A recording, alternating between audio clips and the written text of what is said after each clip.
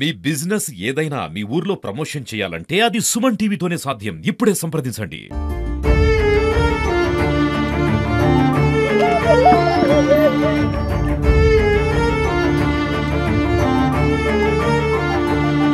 Welcome to Suman TV. తెలంగాణలో dengue, malaria వంటి విషజ్వరాలు రోజురోజుకు విజృంభిస్తున్నాయి. ఎక్కువగా అయితే ఏజెన్సీ ఏరియా అయినటువంటి కొత్తగూడ, మహబూబాబాద్ జిల్లాలోని కొత్తగూడ, గంగారం ప్రాంతాల్లో ఈ ప్రాంతాల్లో ఎక్కువ విషజ్వరాలు విజృంభిస్తూ ఉంటాయి. ఆ విజృంభణతో రోజుకు పదుల సంఖ్యలో రోగులు ఆసుపత్రిలోకి వెళ్తూ ఉంటారు. అలాంటి పరిస్థితి వల్ల మహబూబాబాద్ జిల్లా కొత్తగూడ మండలం గాంధీనగర్కు చెందినటువంటి విజయ్ కుమార్ విషజ్వరంతో చనిపోవడం జరిగింది. ఒక్కసారిగా వాళ్ళ ఇంట్లో విషాద ఛాయలు అలుముకున్నాయి. ప్రస్తుతం మనం వారింటి వద్ద ఉన్నాము. వారి కుటుంబ సభ్యులతో మాట్లాడే ప్రయత్నం చేద్దాం. అమ్మ, మీ పేరేం పేరు? స్వర్ణ నా పేరు. స్వర్ణ, అసలు ఎలా జరిగిందంటే ఎప్పుడొచ్చింది మీ ఆయనకు జ్వరము? ఎన్ని రోజులు అవుతుంది? మీరు ఇక్కడ లోకల్ ఉన్నటువంటి ప్రాథమిక వైద్య కేంద్రం, ఇక్కడ మీకు హాస్పిటల్ ఉన్నాయి కదా, వాళ్ళకి వెళ్తే అక్కడ చూడలేదా? అంత 3 రోజుల్లోనే చనిపోవడం ఏంటిది? ఆయనకి జ్వరం గిట ఎక్కువ రోజులు రాలేదు. 2 రోజులయింది. పోయి టెస్టులు చేపించుకుంటే రక్త కణాలు తక్కువ ఉన్నాయని అన్నారు. అంటే ఇంజెక్షన్లు వేయించుకున్నాడు. మెడిసిన్ గిట తెచ్చుకున్నాడు. వేసుకుంటేనే తిరుక్కుంటేనే అట్లా అయింది సార్. అంటే మీ లోకల్ ఉన్నటువంటి హాస్పిటల్ ఉంటుంది కదా, ప్రాథమిక వైద్య కేంద్రం. మీరు హాస్పిటల్కి వెళ్ళినప్పుడు మరి టెస్టులు ఇట్లా చేశారా? మీరు ఎందుకు మరి ఇక్కడ టెస్టులు ఇవన్నీ చేసినాక ఇక్కడ పట్టించుకుంటే మీరు సిటీకి వెళ్ళి చూయించుకోవాల్సిన అవసరం ఏముంది? ఇక్కడ చేయించుకుంటే తక్కువ కాకుండేసరికి సిటీకి వెళ్దామని వెళ్ళేసరికి అట్లా అయింది సార్. ఎంతమంది అమ్మా పిల్లలు? మేము ఇప్పుడు నాకు 2 పిల్లలు. 2 ఆడపిల్లలే. ఆడపిల్లలు. ఆడపిల్లలు అయినా మేము నలుగురం. మా అత్త, మా మామయ్య కూడా ఉన్నారు. పాప ఏం చేస్తుందమ్మా? పాప ఇప్పుడు 3rd క్లాస్ చదువుకుంటుంది. రెండో అమ్మాయి? 2 నెలలే ఆమెకు, చిన్న పాపనే. చిన్న పాపే, 2 నెలలు. పుట్టి 2 నెలలే అవుతుంది. విజయ్ మీదనే ఆధారపడి వాళ్ళ కుటుంబం ఉంది. ప్రస్తుతం విజయ్ తల్లి, తండ్రులు మనతో పాటు ఉన్నారు. వారిని కూడా అడిగి తెలుసుకునే ప్రయత్నం చేద్దాము. అమ్మ, నమస్కారము. విజయ్ ఏం చేసేది? కూలీ వ్యవసాయమే చేసుకునేదా, ఇంకేమైనా పనులు చేసేదా? వ్యవసాయం చేసేసారు. ఉమ్. ఏ ఉద్యోగం లేదు, ఏమి లేదు, ఉట్టే వ్యవసాయం. మామూలుగా ఇంత మోసమై మా కొడుకు ఇట్లా చనిపోయాడు సారు. మా కొడుకు మమ్మల్ని చేస్తాడంటే మమ్మల్ని లాగా చేసి పిల్లలు లాగా చనిపోయాయి సారు. మా బతుకులు ఎట్లా, మా కుటుంబమే పోయింది సారు.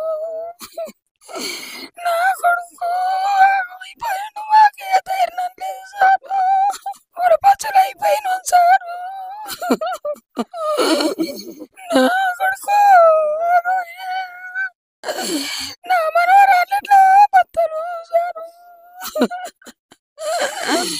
ఓ కొడుకు, నా కొడుకు పెట్టే ధైర్యం లేదు సారు. ఇక్కడ ఏజెన్సీ ఏరియాలో ఎక్కువగా విషజ్వరాలు ప్రజలంభిస్తూ ఉంటాయి. ఈ విషజ్వరంతో ఇక్కడ సరైన వైద్య సదుపాయాలు లేక వీళ్ళు ఇక్కడి నుంచెలు సిటీకి వెళ్ళి చేయించుకుంటుంటారు. అక్కడ ఆర్థికపరమైన బాధలు కూడా ఎదుర్కోవాల్సి వస్తుంది. అలాంటి పరిస్థితిలో వాళ్ళు చనిపోతూ ఉంటారు. ప్రస్తుతం మనతో పాటు ఈ ఊరి గ్రామస్తులు మరియు పెద్ద మనుషులు ఉన్నారు. వాళ్ళని కూడా మాట్లాడే ప్రయత్నం చేద్దాము. రాము గారు, చెప్పండి, అసలు వీళ్ళ ఇంటి పరిస్థితి ఏంటిది? ఇది వరుసగా ఒక 4 రోజులు వర్షం పడ్డది. అబ్బాయి కూడా జ్వరం వచ్చిందని అన్నాడు. సరే, అంతలోనే 2 రోజులలోనే సరే హాస్పిటల్కి వెళ్ళండి అని చెప్పేసి ఇక్కడ గవర్నమెంట్ హాస్పిటల్లో చూసుకుందామన్నా కరెక్ట్ అయిన పనికిరాలు లేవు. ఎక్కడ పోవాలన్నా కూడా నర్సంపేట పోవాలి, లేకపోతే వరంగల్ పోవాలి. ఈ ఏజెన్సీ ప్రాంతంలో కొద్దిగా పనికిరాలు లేక, అసలు కరెక్ట్ అయిన వైద్యం లేక చాలా వయసు పిల్లగాడు చిన్న వయసులోనే చనిపోయాడు. 2 పిల్లలు. ఎందుకంటే వాళ్ళ తల్లిదండ్రులను కానీ వాళ్ళ కుటుంబాన్ని పోషించేది ఆయనే, మొత్తం అన్ని బాధ్యతలు తీసుకునేది ఆయనే. ఇప్పుడు ఆయన చనిపోవడం వల్ల ఆ కుటుంబానికి అసలు దిక్కు లేని పరిస్థితిలో ఉన్నారు వాళ్ళు. చాలా బాధాకరమైన విషయం.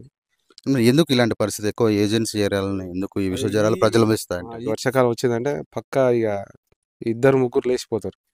మళ్ళీ ఇటు పాకల చెరువు ఉన్నది, కొద్దిగా ఎట్టించాలి ఇక వాటర్ అదొకటి ఇదొకటి దోమలు బాగా విపరీతంగా. అది అధికారికంగా ఇక 4 నియోజకవర్గం మహబూబాబాద్ జిల్లా. ఇప్పుడు ఎమ్మెల్యే అటు అయిపోతుంది, మాది జిల్లా ఇటు అయిపోతుంది. ములుగు నియోజకవర్గంలో ఉంటూ ఇటు మహబూబాబాద్ జిల్లాలో ఉండడం వల్ల పట్టించుకోలేరంటారా అధికారులు? కొద్దిగా అధికారులు కూడా ఇప్పుడు మా ములుగు నియోజకవర్గం మహబూబాబాద్ జిల్లా అయింది. కొద్దిగా కొద్దిగా అధికారులు కూడా సక్రమంగా పట్టించుకునే పరిస్థితి లేదు. గాంధీనగర్ ఈ సీజనల్ వ్యాధి వచ్చిందంటే ముందుగా హెల్త్ డిపార్ట్మెంటు దోమతెరలు ఇవ్వాలి. ఎందుకంటే డెంగ్యూ, మలేరియా ఇలాంటి వస్తున్నది. కాబట్టి ముందుగా ఈ ఏజెన్సీ ప్రాంతంలో ప్రతి గ్రామానికి, ప్రతి హౌస్‌కి ఒక దోమతెరలు అనేది పంపిణీ చేస్తే ఇలాంటి బారిన పడకుండా మరి యువకులు కానీ ముసలి వాళ్ళు కానీ అలాంటిది ఇట్లా చనిపోకుండా ఉండాలంటే మనకు ఖచ్చితంగా ఆరోగ్య శాఖ నుంచి ఖచ్చితంగా దోమతెరలు ఇస్తే ఇలాంటిది జ్వరాలు రాకుండా ఏజెన్సీ ప్రాంతంలో అందరూ కూడా మంచి ఆరోగ్యంతో ఉంటారని మేము కోరుకుంటున్నాం. ఈ 2 మండలాలు ఏదైతే కొత్తగూడ, గంగారం లాంటి ఈ ఏజెన్సీ ప్రాంతమైన ఈ మండలాలలో వైద్య అధికారులు కావచ్చు, ఇక్కడ మున్సిపాలిటీ ఉండదు, గ్రామ పంచాయతీ పరిధిలో ఉన్నటువంటి వాళ్ళు కావచ్చు, ఈ బ్లీచింగ్ వేయడం కానీ, ఈ పారిశుద్ధ్య పనులు కానీ అసలు చేస్తున్నారా లేదా? ఏం చేయట్లేదు సార్. ఇప్పుడు సర్పంచుల కాలం అయిపోయింది. సర్పంచ్, ఎంపీటీసీ, జడ్పీటీసీల వాళ్ళ పదవి కాలం అయిపోయింది. ఇప్పుడు అధికారులు ఉన్నారు. అధికారులు కూడా ఎప్పుడో వాళ్ళకు తోచినప్పుడే వచ్చి మా దగ్గర ఈ చేయడం జరుగుతుంది. కాబట్టి ఇప్పటి నుంచైనా ఖచ్చితంగా మా విలేజ్లో పారిశుద్ధ్య కార్యక్రమాలు చేయాలని మేము కోరుకుంటున్నాం సార్. మా సుమన్ టీవీ తరపున మీకు మేము కూడా సాయం చేయాలనుకుంటున్నాము. ఈ యొక్క విజయ్ కుటుంబానికి మన ఆర్థిక సాయం చేయవలసిందిగా స్థానిక ఎమ్మెల్యే అండ్ మినిస్టర్ గారిని, అలాగే మాజీ ప్రతినిధులు కావచ్చు, అధికారులు కావచ్చు, మరి తోచినటువంటి సహాయం అందరూ ప్రతి ఒక్క వారిని వేడుకుంటున్నాం. ఎందుకంటే చిన్నపిల్లలు ఉన్నారు. ఆ పిల్లల కోసం మీ యొక్క ఆర్థిక సాయం చేసి ఈ యొక్క కుటుంబాన్ని ఆదుకోవాలని కోరుకుంటున్నాం సార్. ప్రస్తుతం మనం చూసుకున్నట్లయితే విజయ్ ఇంటి పరిస్థితి చాలా దయనీయంగా ఉంది. ఇక్కడ విజయ్ మీదనే ఆధారపడి వీళ్ళ తల్లిదండ్రులు మరియు వాళ్ళ భార్య, 2 పిల్లలు ఆధారపడి ఉన్నారు. అనుకోకుండా విషజ్వరాలు రావడము ప్లస్ ఆ జ్వరంతోనే తను చనిపోవడం వల్ల ఈ ఇల్లు శోక సముద్రంలో మిగిలిపోయింది. ఇక్కడ వాళ్ళు ఉంటున్నారంటే చాలా బీద కుటుంబము, వారికి ఆర్థికంగా సహాయపడాలని చెప్పేసి వాళ్ళ కుటుంబ సభ్యులు కోరుకుంటున్నారు.